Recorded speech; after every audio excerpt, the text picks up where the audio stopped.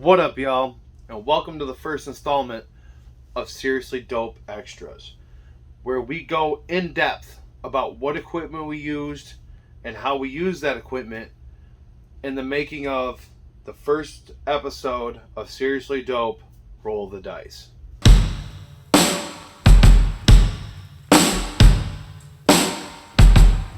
This week, we're going to be covering drums. How we did these drums was a 2-mic setup. Now, some drum kits, when you're recording them into your DAW or even analog, you have multiple mics. Because you can take the bleed from one mic and make this sound better on this drum, or this drum mic sound better. Or if it sounds bad, you can take this right out because it sounds better through this mic. This sounds better through this mic, picking up this part of the drum kit. Don't think about it because it doesn't fucking make any sense. Well, this drum kit only had 2 mics on it. We had a kick mic and a room mic. And it fucking worked brilliantly. The kick mic was an Audix D6, fed through a Neve 1073 preamp and EQ, fed into an Unfairchild 670 compressor limiter. And the room mic was an RCA 44 ribbon mic. That's a vintage microphone and it sounds beautiful. We also used an Ampex 351 preamp and EQ for it. Because you got to keep the vintage with the vintage. That was also fed through the Unfairchild as well.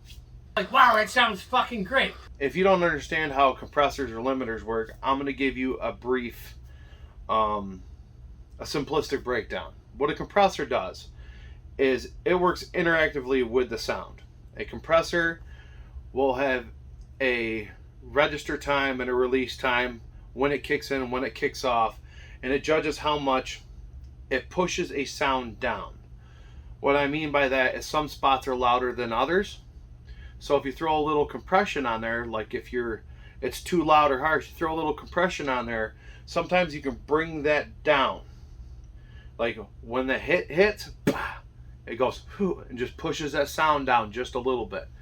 This can also create a more punchier sound.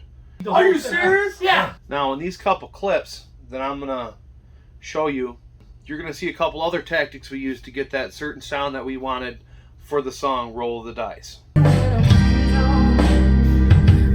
which is on all streaming platforms, by the way, or you can find it right here on this YouTube channel under official releases.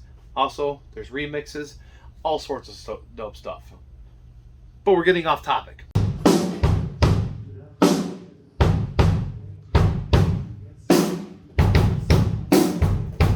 Somebody do me a favor, grab like there's some cloth hanging on that thing over there. Bring that, put it over the top.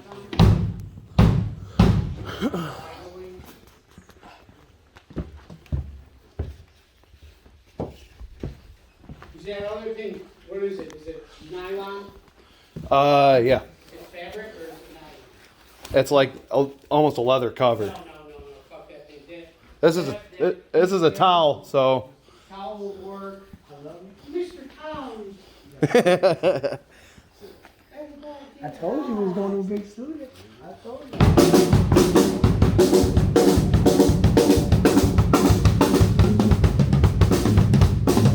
Whereabouts you want it? You care if I crush the room a little bit more? You can, yeah. Okay. Bottom channel, right? Got that muffle. That's nice. Yeah, I don't want the shit on. Gets that dead sound. I like that.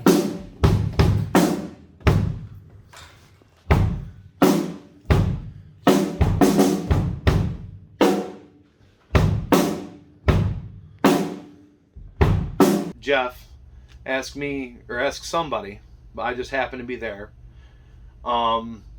if you can get him a towel or get him something, a cloth or something. What he did is he took the cloth, which happened to be a towel, and threw it on the snare. Because with him playing, he noticed sitting in front of that's too loud.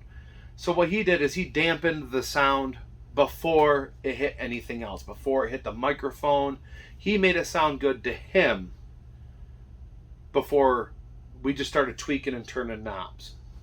When Will came in the room and said, "You mind if I crush the room a little bit?" What he's saying is he's turning the compression up on the room microphone specifically. Just a little bit. He's in the control room right now listening to Jeff play, trying to make that sound beautiful before we even start the recording process. Now, a lot of people have this thought that recording is done like a live band in a studio. In some cases, it can be. But in this instance, we recorded each instrument individually, tracked it, layered it, did the next instrument, did the next vocal, did the next whatever. That way we control every element a lot easier in a fast amount of time. This has been a brief walkthrough of the drum setup, the mic setup, and the preamp setup, and the compressor setup, and all the cool stuff we did. A little tidbit that not a lot of people know, except for the people that were there, is our drummer didn't show up. Jeff Molsky, when we got him on the drums, it was all downhill from there. Shout out to Molotrex Studios in Syracuse, New York. Shout out to you, Jeff, and thanks for helping us make this episode become a reality. Peace.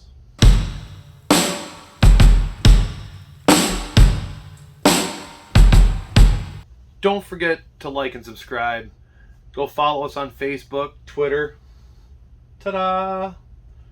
Check out the music on all streaming platforms. It's on Spotify. It's on Apple Music.